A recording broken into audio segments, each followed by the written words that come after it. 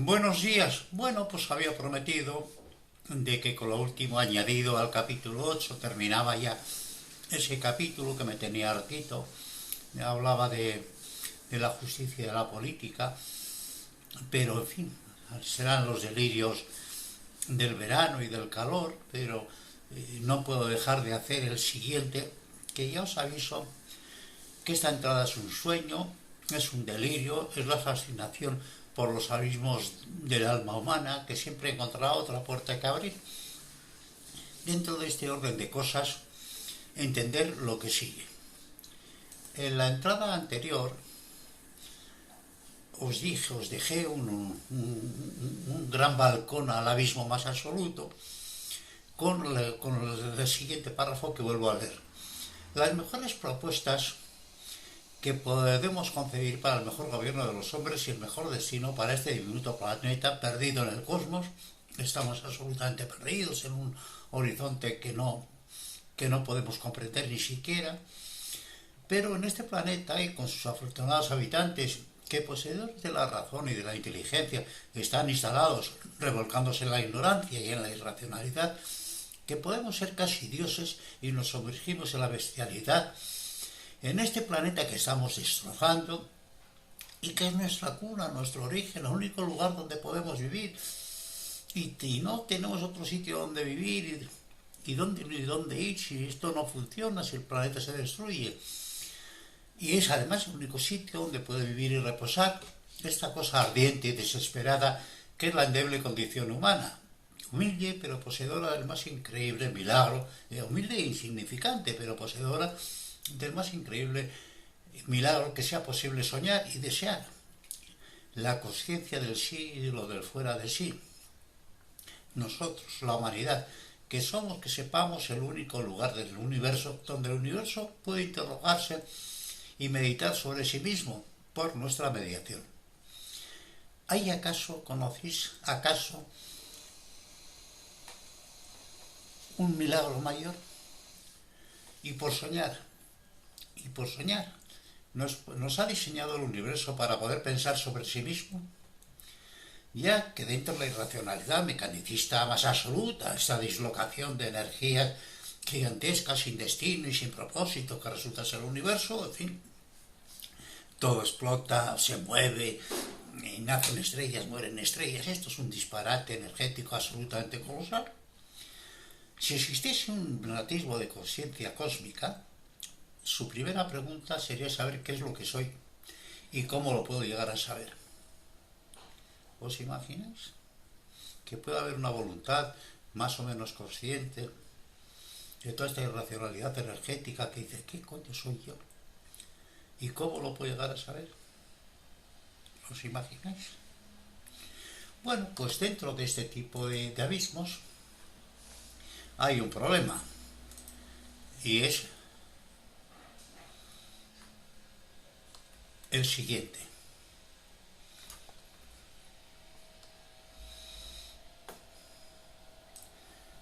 Perdonadme un segundito.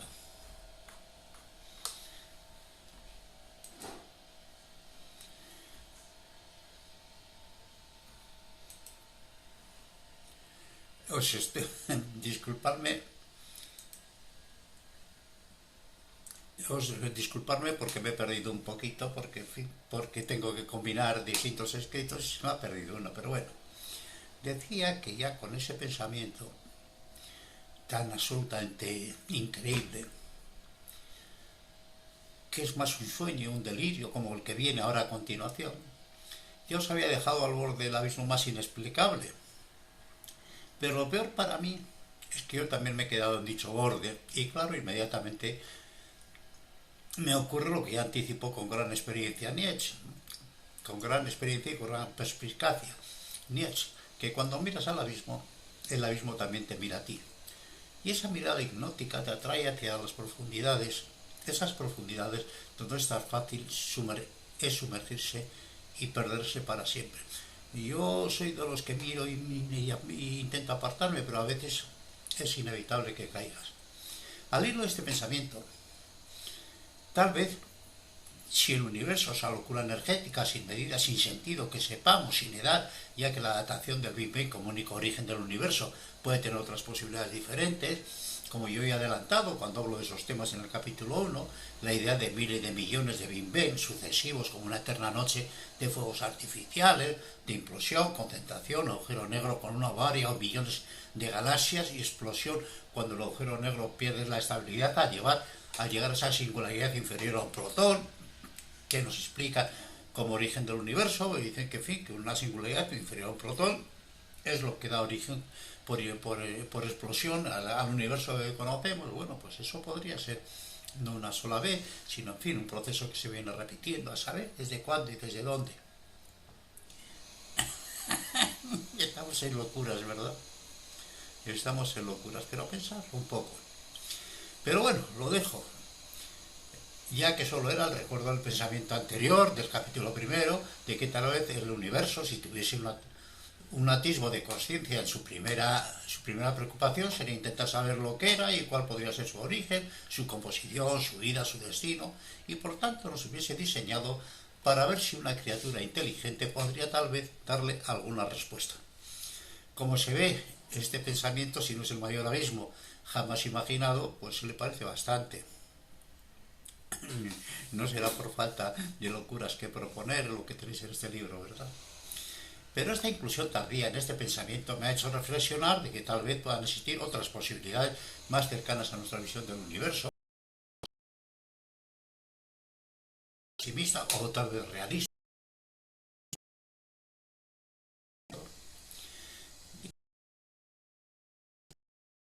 Las civilizaciones pasarían por una revolución industrial, un agotamiento, tremendo déficit energético, de destruir el planeta.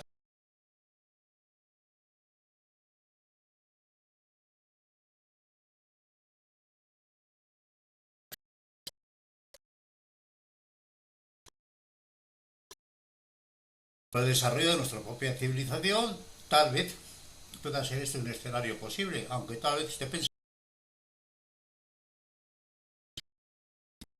en los caminos de la extinción. Pues va de lo particular a lo general, ¿verdad? Pero pueden existir otros muy distintos escenarios y algunas civilizaciones lograran solucionar este problema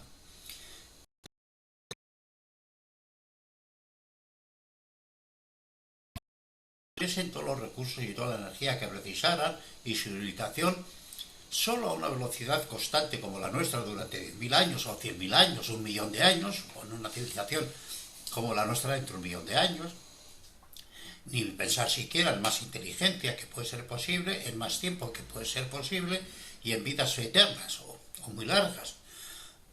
La situación sería inimaginable para nosotros, pero tal vez las preguntas vitales sin responder podrían ser las mismas para cualquier tipo de vida y para cualquier tipo de inteligencia. Las eternas preguntas de la filosofía, conocimiento, existencia, realidad, moral, sociedad, mente, belleza, son las eternas preguntas. ¿Qué es mi existencia? ¿Para qué es mi existencia? ¿Qué es lo que soy? Para las que parece que nunca encontramos respuestas concluyentes, solo búsqueda, angustia y soledad en los seres humanos. Pero puede ser que sea así en general el universo, es decir, que la inteligencia finalmente siempre se enfrenta con la desesperación. Puede ser. En este pensamiento estoy trabajando.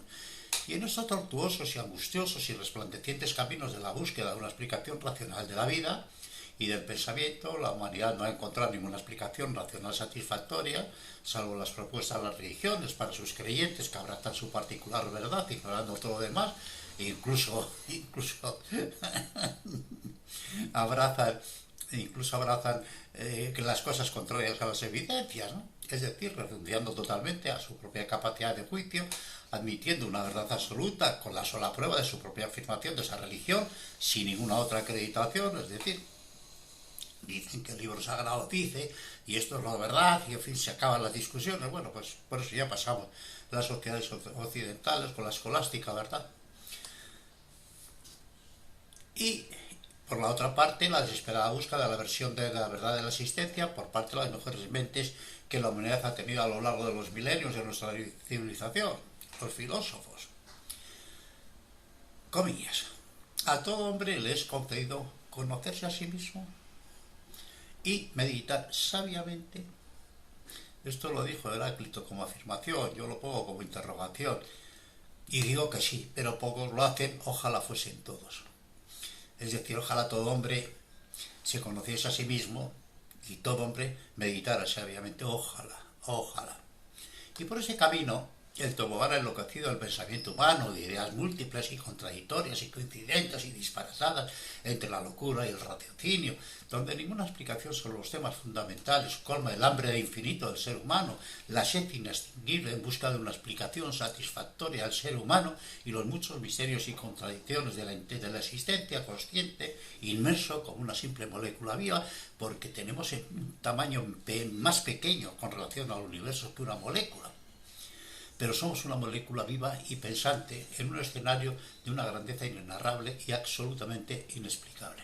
Y así, los mejores de nosotros, desde el punto de vista de la exploración intelectual me refiero, nos han propuesto teorías y teorías agrupadas en escuelas de pensamiento desde la más remota antigüedad hasta nuestros días y sin explicación final que podamos atisbar en nuestro futuro, ni cercano ni lejano. Y todas dicen algo, y todas dicen nada, y todas iluminan algo, pero todas son explicaciones parciales de realizar, ya que por mucho que camines por tu interior, jamás llegarás a los confines del alma. Y por supuesto, mucho menos a los confines de la realidad y del conocimiento en todos sus órdenes. ¿Lo pensáis? ¿Os dais cuenta que realmente somos una pregunta, un grito en el vacío, una interrogación? Y no somos otra cosa. Y esta es la cosecha acumulada a lo largo de los milenios para poder trabajar. Para no trabajar demasiado la tomo directamente de Google y la pongo. Racionalismo. El racionalismo es la creencia de que el conocimiento se puede obtener a través de la razón, sin necesidad de la experiencia. Los racionalistas creen que la mente humana es innata con ciertas ideas, como la idea de Dios y el concepto del número. Algunos de los filósofos racionalistas más famosos son Descartes, Leibniz y Spinoza. Empirismo. El empirismo es la creencia de que el conocimiento se obtiene a través de la experiencia sensorial. Los empiristas creen que la mente humana es una hoja en blanco y que todo nuestro conocimiento proviene de nuestros sentidos. Algunos filósofos, que acreditan esas ideas son Locke, Hume y Berkeley. Idealismo. El idealismo es la creencia de que la realidad es creada por la mente. Los idealistas creen que la materia no existe en sí misma, sino que es solo una proyección de la mente. Joder. Algunos filósofos idealistas más famosos son Berkeley, Kant y Hegel. Realismo. El realismo es la creencia de que la realidad existe independientemente de la mente. Los realistas creen que la materia es real y que existe independientemente de nuestra percepción de ella. Parece evidente. Y algunos de los filósofos realistas más famosos son Aristóteles, Hobbes y Stuart Mill. Escepticismo. El escepticismo es la creencia de que es imposible conocer la verdad sobre la realidad. Los escépticos creen que todos nuestros conocimientos son provisionales y que siempre existe la posibilidad de que estemos equivocados. Estoy absolutamente de acuerdo.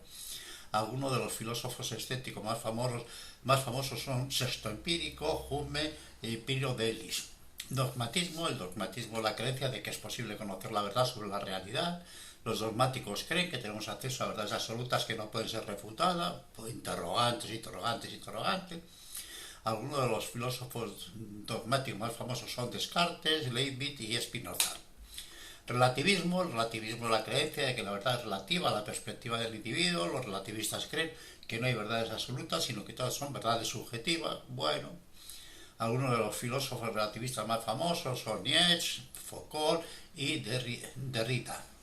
Subjetivismo. El subjetivismo es la creencia de que la verdad es determinada por la experiencia individual. Los subjetivistas creen que cada persona tiene su propia verdad y que no hay verdad objetiva. Bueno, vaya que las hay. Algunos de los filósofos subjetivistas más famosos son Hume, Kant y Hegel.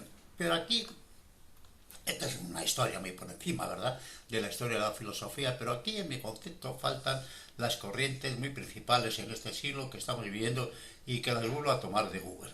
El nihilismo es la escuela de pensamiento que sostiene que la vida carece de significado o propósito inherente.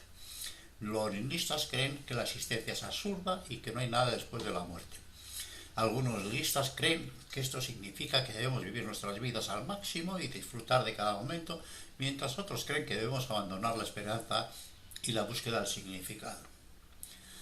Y luego el hedonismo, que es una escuela de pensamiento que sostiene que el placer es el bien supremo.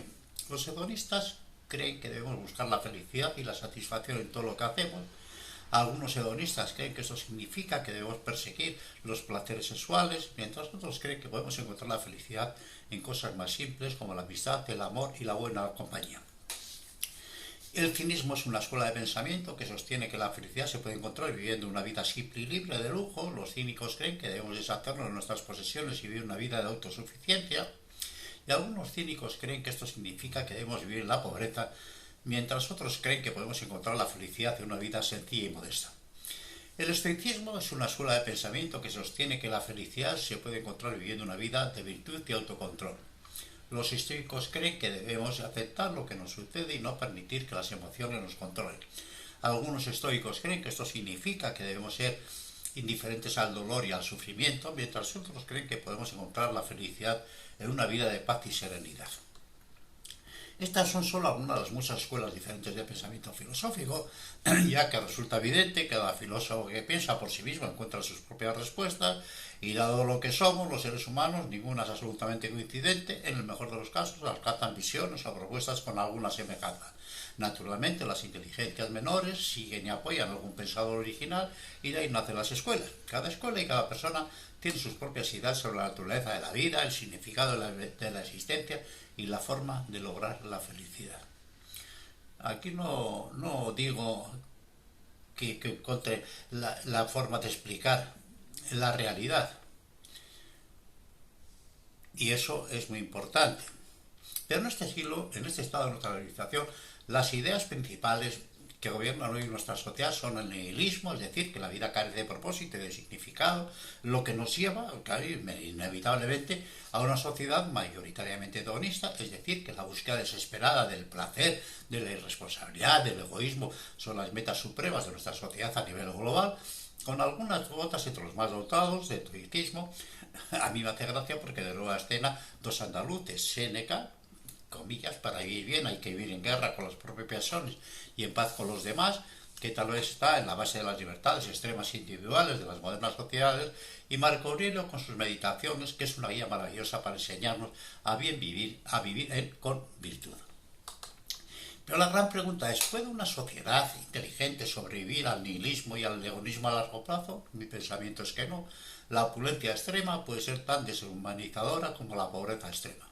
La falta de propósito en la vida como bandera del nihilismo nos conduce sin remedio a la desesperación y el placer.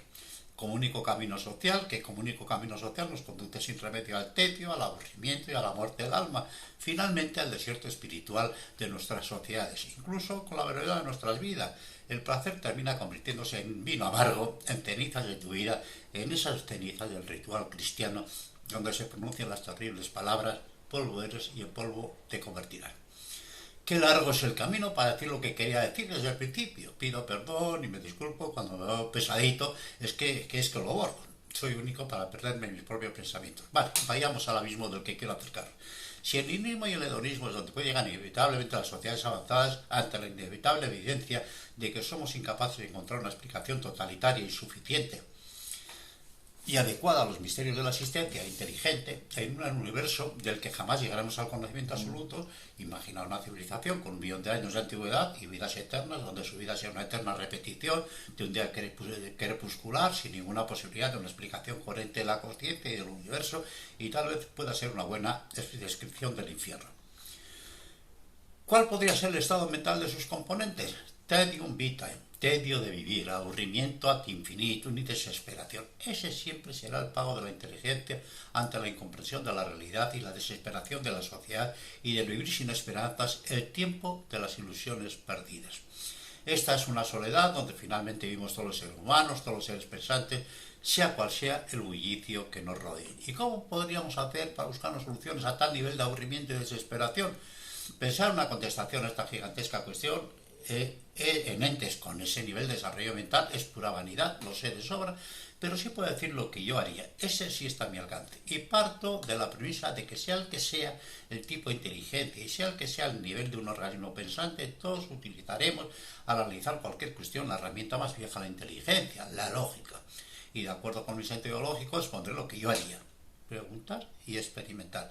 Tengo tiempo de sobra bajo ese supuesto y pregunto y experimento. Y lo que haría yo es buscar respuestas a las preguntas que su civilización y la nuestra no las hemos encontrado, pero tal vez estas respuestas a los temas vitales de la vida estén en otras inteligencias y en otras civilizaciones. Y lo habrán hecho, habrán buscado con desesperación esas respuestas en otros mundos, pero solamente, como ya he expuesto anteriormente en esta hora, solo habrán encontrado el silencio, ya que, en mi opinión, seguramente muy poco valor. Desde el interior de este universo no encontraremos ninguna respuesta definitiva y que solo las inteligencias exteriores a este universo, si esta loca posibilidad fuese cierta, podrán ver la realidad de este universo en su totalidad. Pero claro, esto abre la puerta también si en su inimaginable universo tiene todas las contestaciones. Dicho lo cual, una raza inteligente y persistente buscará muchas posibilidades, muchos caminos para intentar encontrar las respuestas a los interrogantes no resueltos sobre los temas fundamentales de la vida y la conciencia. Y uno de ellos podría ser este que propongo como hipótesis de trabajo. Si tienes capacidad para viajar por el espacio, buscaría planetas con vida con dos alternativas. La primera, si la vida es inteligente, observar y ver los desarrollos intelectuales del conocimiento y las conclusiones que estén llegando para ver si alguna de sus respuestas acrecientan mi conocimiento, y por supuesto no interferiría y seguiría vigilándolo para ver su desarrollo en el tiempo, la esperanza de que puedan llegar a la solución de los temas que me interesan. Y la segunda alternativa, es decir, no hay vida inteligente, buscaría el organismo con mayores posibilidades de llegar a la conciencia mediante la evolución y aceleraría los tiempos biológicos de desarrollo cerebral para que iniciasen cuanto antes la vida consciente de cero, haciéndoles participar en la más loca carrera de un ser consciente para sobrevivir o morir en el intento. Es decir, los Juegos del Hambre a escala planetaria, donde todos los seres serían los jugadores, y poner estaciones de vigilancia con el paso para ver si en el tiempo llegan las respuestas que nosotros no pudimos hallar, con otra posibilidad que me da miedo exponerla, y es que tal civilización tan avanzada y aburrida nos ha desarrollado como una gigantesca tragicomedia. A veces yo también me percibo como un actor involuntario en el gran teatro del mundo, y la humanidad simplemente sea un reality show para el entretenimiento cruel y despiadado de unas inteligencias que no han encontrado método mejor para gastar sus horas vacías con nuestros sufrimientos y miserias. A saber. Y aquí y ahora sí termino estas locas propuestas poniendo fin al capítulo 8 de una vez. Ya es hora, con el mismo cierre de mi año anterior, ya que repetir este tipo de pensamientos nunca me cansa y nunca me aburre. El peor mal de la humanidad es hacer de una humanidad muchas humanidades, y el mayor bien es hacer de muchas humanidades una sola humanidad. Y recuerda que eres humano y olvida de todo lo demás. Y vamos camino de la extinción, y solo nos salvaremos trabajando unidos en una sociedad digna y bien gobernada que cuide el planeta. A ver, ya sé, de una puta vez despertamos y nos ponemos a ello. Un abrazo cordial y finito el capítulo 8.